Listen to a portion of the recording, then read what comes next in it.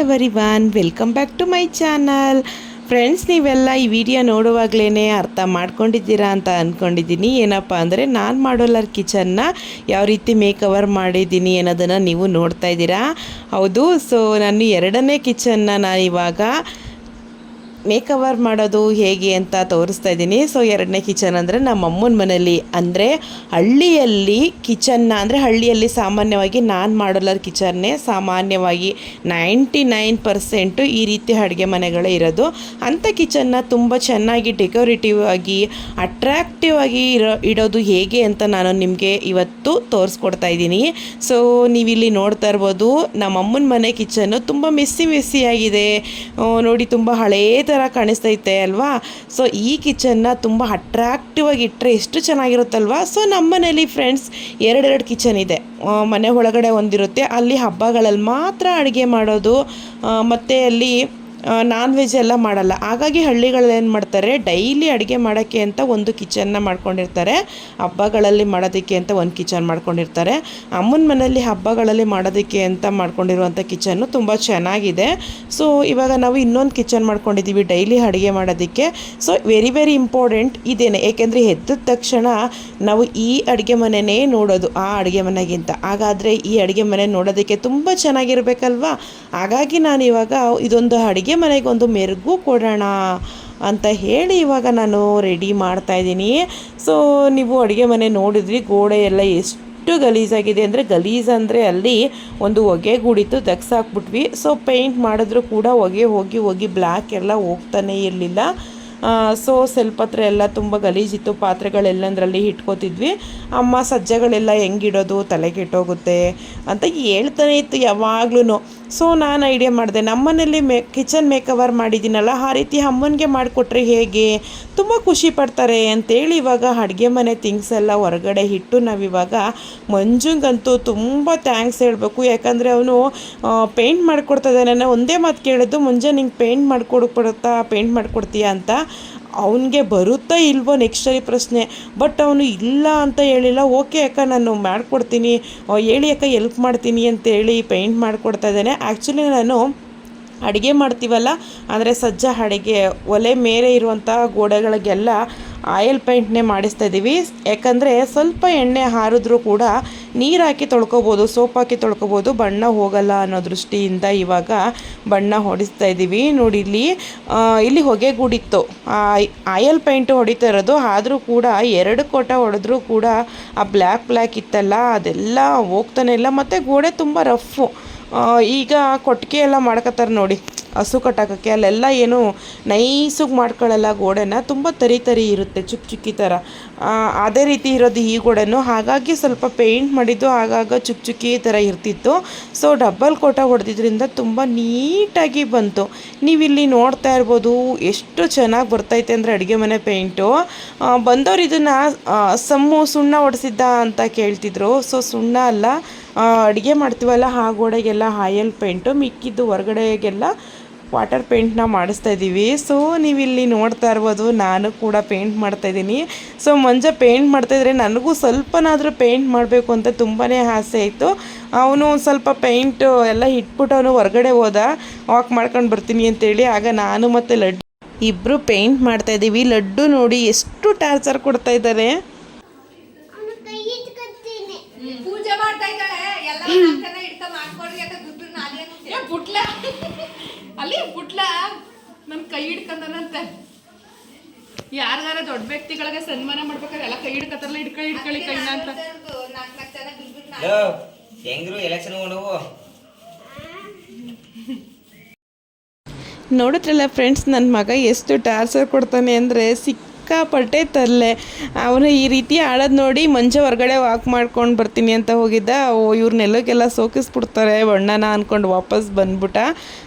So ನಮಗಂತೂ ಹಿಂಗೆ paint ಮಾಡ್ತಾಯಿದ್ರೆ ಮಾತಾಡಿಕೊಂಡು ನಮಗೂ ಸ್ವಲ್ಪ ಪೇಂಟ್ ಮಾಡಬೇಕು ಅಂತ ಆಸೆ ಆಯಿತು.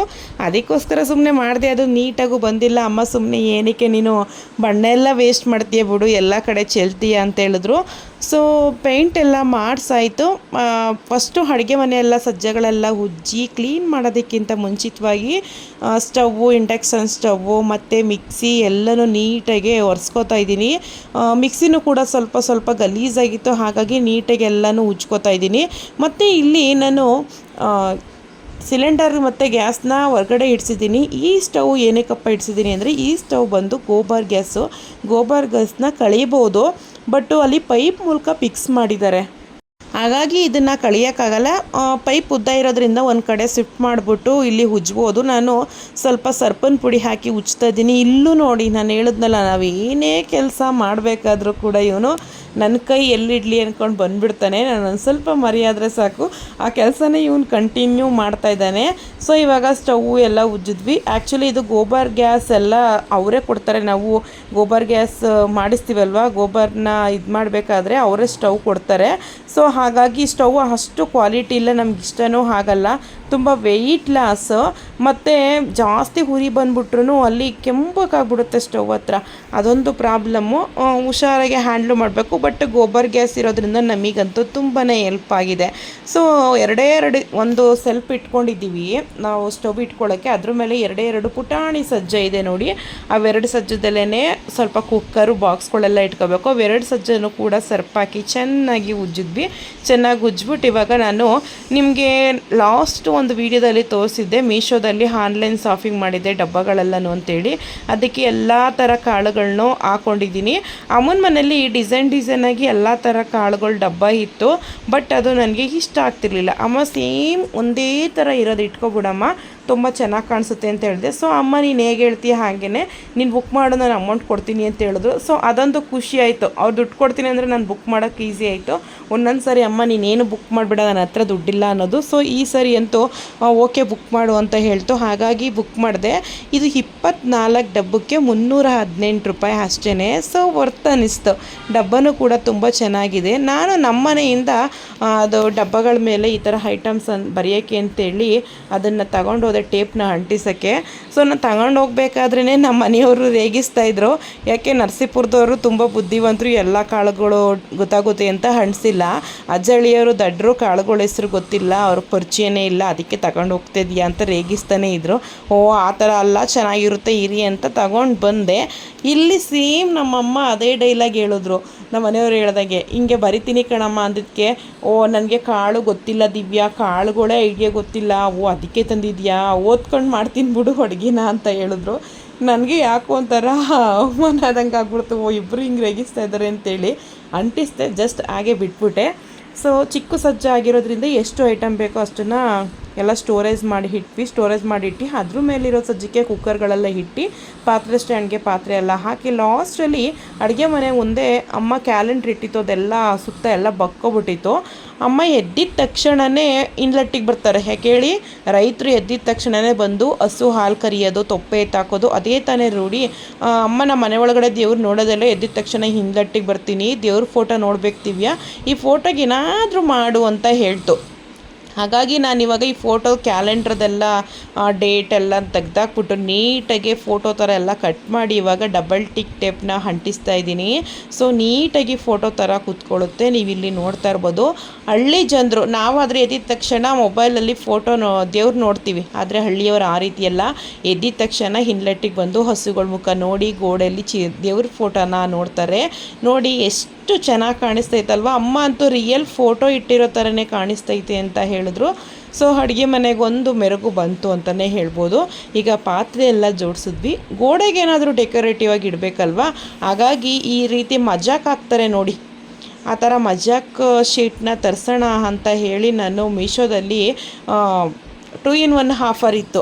ಅದಕ್ಕೋಸ್ಕರ ನಾನು ಬುಕ್ ಮಾಡಿದೆ. ಫಸ್ಟು ಶೀಟು ಅಂದರೆ 3 ಶೀಟ್ಗೆ 260 ರೂಪಾಯಿ ಬಂತು. ಈಗ ಅಂಟಿಸ್ತಾ ಇದ್ದೀವಿ ನೋಡಿ. ಸೊ ಇದು ಅಂಟಿಸ್ಬೇಕಾದ್ರೆ ಸ್ವಲ್ಪ ನೆರಿಗೆ ಬಂದುಬಿಟ್ರು ನೀಟಾಗಿ ಕಾಣಿಸಲ್ಲ. ಅಮ್ಮ ಅಂತೂ ತುಂಬ ಹೆಲ್ಪ್ ಮಾಡಿದ್ರು. ಸ್ವಲ್ಪ ಹಿಂಸೆ ಆಗ್ತಾಯಿತ್ತು. ನಮ್ಮ ಅಪ್ಪನಿಗೆ ಎಲ್ಲದ್ರ ಬಗ್ಗೆನೂ ಐಡಿಯಾ ಗೊತ್ತು. ಅಪ್ಪ ಸುಮ್ಮನೆ ಸೈಲೆಂಟಾಗಿ ನೋಡ್ತಾ ಕೂತಿದ್ರು.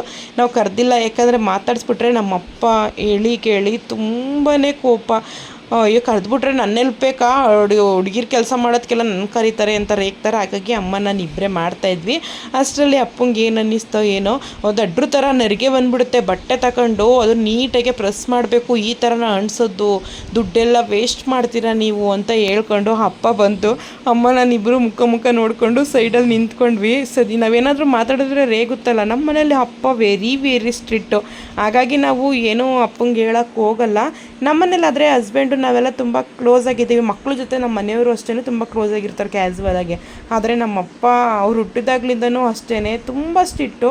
ಅಪ್ಪನ ಮುಂದೆ ನಾವು ಜಾಸ್ತಿ ಧ್ವನಿ ಎತ್ತು ಮಾತಾಡೋದಾಗಲಿ, ಫಸ್ಟ್ ಆಫ್ ಆಲ್ ನಾವು ಅಪ್ಪನ ಮುಂದೆ ಕೂತ್ಕೊಂಡು ಊಟನೇ ಮಾಡೋದಿಲ್ಲ, ಮಲಗೋದು ಇಲ್ಲ. ನಾವು ಅಪ್ಪ ಅಲ್ಲಿ ಕೂತಿದ್ರು ಅಪ್ಪ ಎದ್ದೋಗೋ ಗಂಟೆ ಸುಮ್ಮನೆ ಕೂತಿರ್ತೀವಿ, ಆಮೇಲೆ ಮಲ್ಕೋತೀವಿ ನಾವು. ಆ ಥರ ಇರೋರು ನಾವು. ಸ್ವಲ್ಪ ಭಯ. ಈಗ ಅಪ್ಪ ಅಲ್ಲಿ ಇಟ್ಕೊಂಡು ನಾನೆಲ್ಲ ನೀಟಾಗಿ ಮಾಡಿಕೊಡ್ತೀನಿ ಅಂತ ಹೇಳಿದ್ರು.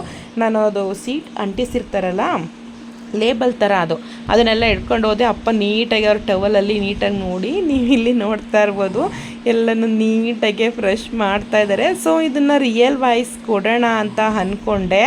ಆದರೆ ನಮ್ಮ ಚೈತು ಮಧ್ಯೆ ಏನೇನೋ ಮಾತಾಡ್ತಾ ಇದ್ದ. ಹಾಗಾಗಿ ನಾನು ಇದು ಮಾಡಲೆ. ಏನೇನೋ ಅಂದರೆ ಏನೂ ಇಲ್ಲ, ಅವನು ಕ್ಯಾಮ್ರಾ ಹಿಡ್ಕೊಂಡಿದ್ದಲ್ವಾ, ದೊಡ್ಡಮ್ಮ ಪ್ಲೀಸ್ ಆಗಲ್ಲ ಅವನಂದರೆ. ಅವನಿಗೆ ಮೊಬೈಲ್ ಇಟ್ಕೊಳ್ಳೋಕೆ ಇಷ್ಟ ಇಲ್ಲ, ನನ್ನ ಜೊತೆ ಬಂದು ನಿಂತ್ಕೋಬೇಕಿತ್ತು. ಹಾಗಾಗಿ ಸ್ಟ್ಯಾಂಡ್ ಹಾಕು ಈ ಮೊಬೈಲ್ಗೆ ಅಂತ ಹೇಳ್ತಾ ಇದ್ದ. ಅದಕ್ಕೋಸ್ಕರ ನಾನು ಡಬ್ಬಿಂಗ್ ಮಾಡಬೇಕಾಗಿತ್ತು.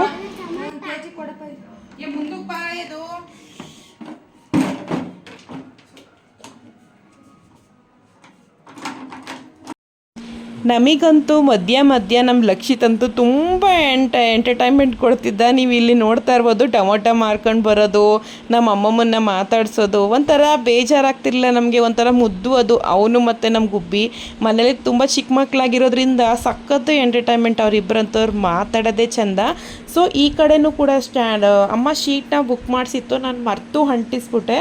ಆಮೇಲೆ 2ನೇ ಸಾರಿ ಒಂದು ಸ್ವಲ್ಪ ತೆಗ್ಬಿಟ್ಟು ಅಂಟಿಸಿದ್ವಿ. ಅಮ್ಮ ಹೇಳ್ತಾನೇ ಇದ್ದರು, ದಿವ್ಯಾ ಅಲ್ಲಿ ಶೀಟ್ ಅಂಟಿಸ್ಬೇಕಲ್ವ, ಸ್ಟ್ಯಾಂಡ್ ಆಗ್ತಾಯಿದೆಯಾ ನೋಡು ಅಂದರೆ ನಾನು ಅತಿ ಬುದ್ಧಿವಂತೆ ಥರ ಇಲ್ಲ ಇರಮ್ಮ ನಿಂಗೇನು ಗೊತ್ತು ಅಂತ ಹೇಳಿ ನಾನು ಹಾಕ್ತೆ. ಆಮೇಲೆ ಅಮ್ಮ ಶೀಟೇ ಹಾಕಿಲ್ಲ ಅಂದರೆ ನನ್ನನ್ನೇ ದಡ್ಡಿ ಮಾಡಿಬಿಟ್ಟೆ, ಇವಾಗ ಏನಾದರೂ ಮಾಡ್ಕೊ ಅಂದರು. ಸೊ ಇನ್ನೇನು ಮಾಡೋಕ್ಕಾಗುತ್ತೆ, ಅಮ್ಮನ್ನೇ ಸಾರಿ ಕೇಳ್ಕೊಂಡು ಇವಾಗ ಅಮ್ಮನ ಹೆಲ್ಪೇ ತಗೊಂಡಿವಾಗ ಈ ಕಡೆ ಅಂಟಿಸಿ ಆ ಕಡೆನೂ ಕೂಡ ಶೀಟ್ನ ಅಂಟಿಸ್ತೀನಿ.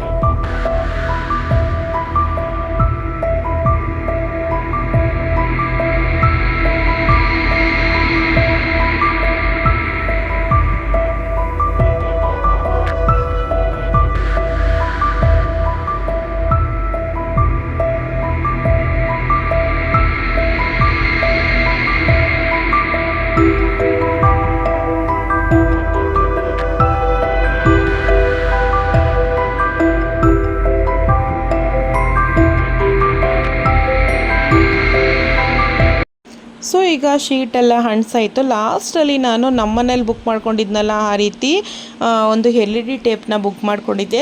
ಇಲ್ಲಿ ವಿಂಡೋ ಇಲ್ಲ ಈ ಕಿಚನಲ್ಲಿ, ಹಾಗಾಗಿ ಎಲ್ಲ ಹಾಕೋದು ಅಂದ್ಕೊಂಡು ಯೋಚನೆ ಮಾಡ್ತಾಯಿದ್ದ. ನನ್ನ ತಮ್ಮ ಹಂಗಾದ್ರೂ ಜಾತ್ರೆ ಥರ ಏನೋ ರೆಡಿ ಮಾಡ್ತಾಳೆ, ವೇಸ್ಟ್ ಎಲ್ಲ ದಿವ್ಯಾ ಇದೆಲ್ಲ ಬುಕ್ ಮಾಡಿಸಿದ್ಯಾ, ಅಮ್ಮ ಅಮೌಂಟ್ ಕೊಡುತ್ತೆ ಅಂತೇಳಿ ನೀನು ಅಂತ ರೇಗಿಸ್ತಾ ಇದ್ದ. ಸೊ ಹಾಗಾಗಿ ಎಲ್ಲೋ ಒಟ್ಟಿನಲ್ಲಿ ಚೆನ್ನಾಗಿ ಕಾಣಿಸಿದ್ರೆ ಸಾಕು ಅಂತೇಳಿ ನಾನು ಊರಿಂದ ಡಬಲ್ ಟಿಕ್ ಟೇಪ್ನ ತಗೊಂಡೋಗಿದ್ದೆ. ಅಂದರೆ ಮಾಮೂಲಿ ಡಬಲ್ ಟಿಕ್ ಟೇಪ್ನ ಅಂಟಿಸಿದ್ರೆ ಅಂಟಲ್ಲ, ಇದು ಮಾಮೂಲಿ ವೈಟ್ ಟೇಪ್ ಥರ ಬರುತ್ತೆ. 140 ರೂಪಾಯಿ ಈ ಟೇಪ್ಗೆ ಬಂದು ಅದು ಹಾಕಿದ್ರೆ ಸಾಕು, ಟೇಪ್ ಅಂಟ್ಕೊಳ್ಳುತ್ತೆ. ಅದನ್ನು ಹಾಕಿ ಅಂಟಿಸಿದೆ. ಈಗ ನಾನು ಗ್ರೀನ್ ಲೀವ್ಸ್ನ ಬುಕ್ ಮಾಡಿದೆ, ಅಂಬು ಥರ ಬರೋದನ್ನ, ಅದನ್ನು ಕೂಡ ಬಾಗಿಲಿಗೆ ತೋರಣ ಥರ ಹಾಕ್ತಾಯಿದ್ದೀನಿ.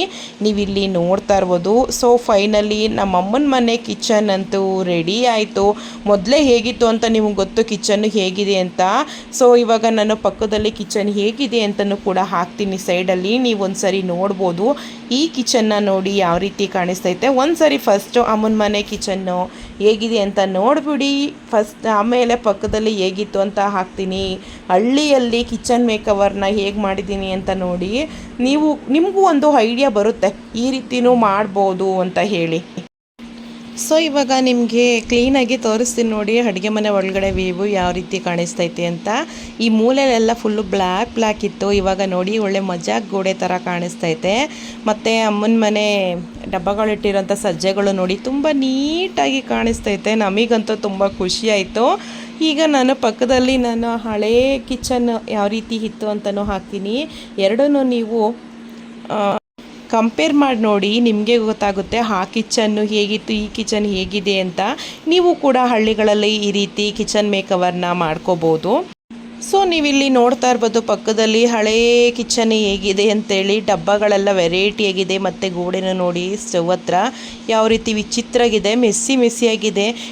ಫೈನಲ್ಲಿ ಕಿಚನ್ ಅಂತೂ ತುಂಬ ಚೆನ್ನಾಗಿ ಬಂತು. ಓಕೆ ಫ್ರೆಂಡ್ಸ್, ನಾನಿವಾಗ ಈ ವಿಡಿಯೋನ ಎಂಡ್ ಮಾಡ್ತಾ ಇದ್ದೀನಿ. ಫೈನಲಿ ನಿಮಗೆ ನಾನು ಮಾಡ್ಯುಲರ್ ಕಿಚನ್ನ ನಾನು ಯಾವ ರೀತಿ ಮೇಕವರ್ ಮಾಡಿದ್ದೀನೋ ಆ ವಿಡಿಯೋ ನಿಮಗೆ ಇಷ್ಟ ಆಗಿದೆ ಅಂತ ತಿಳ್ಕೊತೀನಿ. ಈ ವಿಡಿಯೋ ನಿಮಗೆ ಉಪಯೋಗನೂ ಕೂಡ ಆಗುತ್ತೆ ಅಂತ ತಿಳ್ಕೊತೀನಿ. ದಯವಿಟ್ಟು ನಿಮಗೆ ಈ ವಿಡಿಯೋ ಇಷ್ಟ ಆಗಿದ್ದರೆ ಹೇಗಿತ್ತು ಅಂತ ಕಾಮೆಂಟ್ ಮಾಡಿ, ಲೈಕ್ ಮಾಡಿ, ಮತ್ತು ಶೇರ್ ಮಾಡ್ದೇ ಮರಿಬೇಡಿ ಅಂತ ಹೇಳ್ತಾ ನಾನು ಈ ವಿಡಿಯೋನ ಎಂಡ್ ಮಾಡ್ತಾಯಿದ್ದೀನಿ. ಓಕೆ ಫ್ರೆಂಡ್ಸ್, ನೆಕ್ಸ್ಟ್ ವಿಡಿಯೋದಲ್ಲಿ ಸಿಗೋಣ. ನೆಕ್ಸ್ಟ್ ವಿಡಿಯೋದಲ್ಲಿ ಅಮ್ಮನ ಮನೆ ಹೋಮ್ ಟೂರ್ ಮಾಡ್ತಾಯಿದ್ದೀನಿ. ದಯವಿಟ್ಟು ಆ ವಿಡಿಯೋನು ಕೂಡ ಫ್ರೀ ಮಾಡಿಕೊಂಡು ಒಂದು ಸಾರಿ ವಾಚ್ ಮಾಡಿ ಅಂತ ಕೇಳ್ಕೊತ ನಾನು ಈ ವಿಡಿಯೋವನ್ನು ಎಂಡ್ ಮಾಡ್ತಾಯಿದ್ದೀನಿ. Okay friend, thank you for watching. Okay, bye.